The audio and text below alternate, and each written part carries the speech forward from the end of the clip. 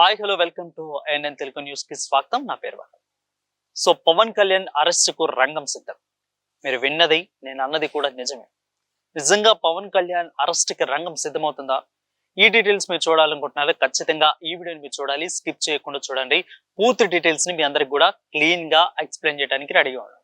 So matter ఏంటంటే పవన్ కళ్యాణ్ సనాతన ధర్మం గురించి, ఆంధ్రప్రదేశ్ లో కొద్ది రోజుల నుంచి జరుగుతున్న ఆ లడ్డు వివాదాల గురించి కూడా పవన్ కళ్యాణ్ సనాతన ధర్మాన్ని కాపాడాలని, అదేవిధంగా ఏ మతానికైనా కానీ ఏ ఏ విధంగా ఆరోపణలు కానీ ప్రత్యారోపణలు కానీ ఈ విధంగా ఎవరైనా దాన్ని అన్నా కానీ వాళ్ళ మతం మొత్తం ఒకటైపోతారు. అదేవిధంగా గవర్నమెంట్ కూడా తక్షణ యాక్షన్ తీసుకుంటాయి. బట్ ఇక్కడ హిందూ ధర్మం ప్రకారం ఎందుకు ఇంత జరుగుతున్నా కానీ ప్రభుత్వం చర్యలు తీసుకోవట్లేదు. ప్రభుత్వం కూడా ఇలాంటి ఆటలు తీసుకోవాలి, కొన్ని వాటిని కూడా మార్చాలి సిద్ధాంతాలు అంటూ కూడా పవన్ కళ్యాణ్ చెప్పుకొచ్చారు. సో ఇదే నేపథ్యంలోనే ఇటు జగన్మోహన్ రెడ్డి డిక్లరేషన్ ఇచ్చి వెళ్ళాలి తిరుమల తిరుపతికి, అదేవిధంగా తిరుమల తిరుపతికి వెళ్ళాలంటే ఖచ్చితంగా ఏ మతం మారైనా కానీ ఆ డిక్లరేషన్ ఇచ్చే వెళ్ళాలన్నప్పుడు జగన్మోహన్ రెడ్డి ఆగిపోవటం, తర్వాత పవన్ కళ్యాణ్ తన బిడ్డల్ని తీసుకువెళ్ళటం. ఎందుకంటే తన వైఫ్ రష్యా నుంచి మ్యారేజ్ చేసుకున్నారు, అప్పుడు ఆమె క్రిస్టియన్. సో పిల్లలు కూడా క్రిస్టియన్ కాబట్టి పిల్లలను కూడా తను తిరుమల దేవస్థానం దగ్గరికి తీసుకువెళ్ళి డిక్లరేషన్ ఇప్పించి ఆ తర్వాత ఆయన ఈ రకంగా తను దర్శనం చేసుకున్నారు. సో ఈ విధంగా ఆ పవన్ కళ్యాణ్ మీద వస్తున్న ఆరోపణల గురించి పవన్ కళ్యాణ్ మాట్లాడుతూ ఒకసారి పవన్ కళ్యాణ్ ఈ సనాతన ధర్మం గురించి మాట్లాడుతూ కూడా పక్క రాష్ట్రంలో ఉన్న సీఎం స్టాలిన్ కొడుకైతే ఎవరైతే ఉన్నారో సో తన గురించి కూడా మాట్లాడుతూ ఒక రకమైన ఆరోపణలు అయితే చేయడం జరిగింది. ఎవరైతే స్టాలిన్ కొడుకు ఉన్నారో తను డిప్యూటీ సీఎం గా ఉన్న వ్యక్తి ఇప్పుడు డిప్యూటీ సీఎం పదవిని తను అనుభవిస్తున్నారు. సో ఆ తర్వాత ఆయన ఒకనొకసారి మాట్లాడిన మాటల్లో చూసుకున్నట్లయితే సనాతన ధర్మాన్ని అది ఖచ్చితంగా వైరస్ లాంటిది, డెంగ్యూ లాంటిది, మలేరియా లాంటిది అంటూ కూడా ఈ రకంగా పోల్చడం అయితే జరుగుతోంది. సో ఈ రకంగా పోల్చినప్పుడు యావత్ భారతదేశం మొత్తం కూడా ఒక రకంగా అయితే రెస్పాండ్ అయింది. ఖచ్చితంగా ఎందుకు ఈ రకంగా మాట్లాడుతున్నారు, సనాతన ధర్మం గురించి ఎందుకు ఈ రకంగా అయితే మాట్లాడుతున్నారంటూ కొన్ని రాష్ట్రాల్లో కూడా ఆయన మీద కేసు ఫైల్ అయింది.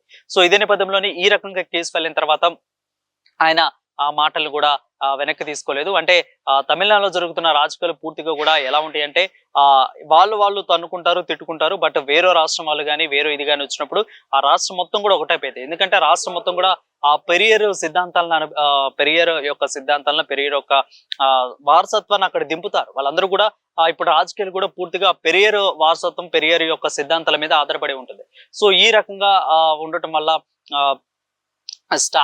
ఎవరైతే స్టాలిన్ కొడుకున్నారో సో తను వెనక్కి తీసుకోపోవటం జరిగింది. ఆ వార్తల్ని తను మళ్ళీ ఎక్స్ప్లెయిన్ చేస్తూ కూడా నేను వెనక్కి తీసుకోను, నేను అన్నది కరెక్ట్ అని స్టిక్కర్ అని ఉండటం వల్ల కొన్ని రాష్ట్రాల మీద అయితే కేసు నమోదైంది. సో ఆయన ఉద్దేశించి పవన్ కళ్యాణ్ మాట్లాడుతూ వైరస్ తో పోలుస్తున్నారు, అలా పోలుస్తున్నారంటూ సనాతన ధర్మం గురించి మాట్లాడుతూ ఇటు తమిళ రాజకీయాలను కూడా తీసుకొచ్చు, తమిళలో మాట్లాడుతూ, ఇంగ్లీష్ లో మాట్లాడుతూ, తెలుగులో మాట్లాడుతూ కొన్ని రకాల లాంగ్వేజెస్ లో మల్టీ టాలెంటెడ్ గా అనర్గళంగా ఆయన అయితే క్లియర్ గా ఎక్స్ప్లెయిన్ చేయడం అయితే జరిగింది. సో ఈ రకంగా మాట్లాడుతున్న క్రమంలో తమిళ రాజకీయాలను కూడా దీంట్లో ఇన్వాల్వ్ చేయడం జరిగింది. సో అంటే అక్కడ తమిళ రాజకీయాలు అంటే స్టాలిన్ కొడుకు అన్న తర్వాతనే ఈ రకంగా పవన్ కళ్యాణ్ మాట్లాడటం చూసి ఇప్పుడు తమిళ రాజకీయాల్లో ఒక న్యాయవాది దాని మీద కేసు పెట్టినట్టు పవన్ కళ్యాణ్ మీద కూడా పూర్తిగా వైరల్ అవుతుంది.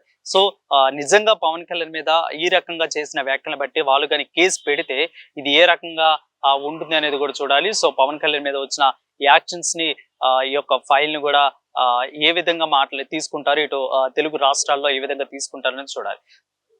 ఎక్కువగా చూసుకున్నట్లయితే ఈ రకమైన ఆరోపణలు, ఈ రకమైన ప్రత్యారోపణలు రావటం అనేది ప్రతి చోట సహజం. అంటే పవన్ కళ్యాణ్ మీద చేసిన న్యాయవాది తమిళ రాష్ట్రంలో పెడితే ఇటు స్టాలిన్ కొడుకు చేసిన సనాతన ధర్మాన్ని వైరస్ తో పోల్చాలన్న ఈ యొక్క వ్యాఖ్యల మీద యావత్ దేశం మొత్తం మీద కూడా దాదాపు కూడా చాలా రాష్ట్రాల్లో కూడా హిందూవాదులందరూ కూడా, హిందూ సంఘాలన్నీ కూడా ఈ రకంగా పెడతం అయితే జరిగింది కేసులు. సో ఆ విధంగా పవన్ కళ్యాణ్ మీద అక్కడ తమిళ రాజకీయాల్లో ఉన్న ఒక న్యాయవాది మాట్లాడారు. సో ఒక కేసు ఫైల్ చేశారు. ఇక ఈ రకంగా పవన్ కళ్యాణ్ ఖచ్చితంగా తీసుకెళ్తారు. పవన్ కళ్యాణ్ ని కేసు ఫైల్ చేసిన తర్వాత తను అరెస్ట్ చేస్తారు అంటూ ఏమీ ఉండదు.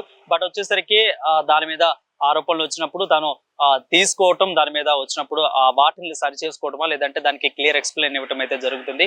ఖచ్చితంగా డిప్యూటీ సీఎం స్థాయిలో ఉన్న వ్యక్తి ఈ రకంగా మాట్లాడుతుంది సరికాదు అంటూ కూడా తమిళ రాజకీయాల్లో ఉన్న ఒక న్యాయవాది ఈ రకంగా అయితే తన మీద ఫైల్ చేయడం అయితే జరుగుతుంది. చూద్దాం ఇక దీని మీద ఎటు ఏ విధంగా జరుగుతుందో ఇలాంటి వాటిని సెన్సిటివ్ మ్యాటర్స్ గా తీసుకొని, ఎందుకంటే పక్క రాష్ట్రంలో ఉన్న డిప్యూటీ సీఎం అన్న మాటల్ని ఈ రాష్ట్రం తెలుగు రాష్ట్రాల్లో ఉన్న ఒక డిప్యూటీ సీఎం లేవనెత్తి వాళ్ళ లాంగ్వేజ్ లో చెప్పడం వల్ల ఇప్పుడు మళ్ళీ వాళ్ళు కేసు ఫైల్ చేయడం వల్ల ఆ రాష్ట్రంలో ఉన్న డిప్యూటీ సీఎం మీద, ఈ రాష్ట్రంలో ఉండే డిప్యూటీ సీఎం మీద ఆ రాష్ట్రం వాళ్ళందరూ కూడా ఒక న్యాయవాది కేసు పెట్టడం జరిగింది. సో ఈ రకంగా రాష్ట్రాల మీద ఈ యొక్క విభజన రాష్ట్రాల మీద ఇలాంటి రాజకీయాలు జరిగినప్పుడు అంత గందరగోళాలు ఏర్పడతా ఉంటాయి. కాబట్టి ఇలాంటి వాటిని సెన్సిటివ్ గా పరిగణించి సానుకూలంగా స్పందించి వీటిని సద్దుమణిగించే ప్రయత్నించాలి. ఒకవేళ ఇది కానీ ఉద్రిక్తం అయితే ఇక రాష్ట్రాలకి గొడవలు జరిగి పెద్ద రాదంతరయ్యే అవకాశాలు ఉన్నాయి. కాబట్టి రాజకీయ నాయకులందరూ కూడా దీన్ని సెన్సిటివ్ మ్యాటర్ గా తీసుకొని కొంత తగ్గించుకోవాలి అనేది కూడా ప్రజలు కోరుతున్నారు. ఏదేమైనప్పటికీ రెండు తెలుగు రాష్ట్రాల్లో, అదేవిధంగా తమిళ రాజకీయాలన్నింటిలో కూడా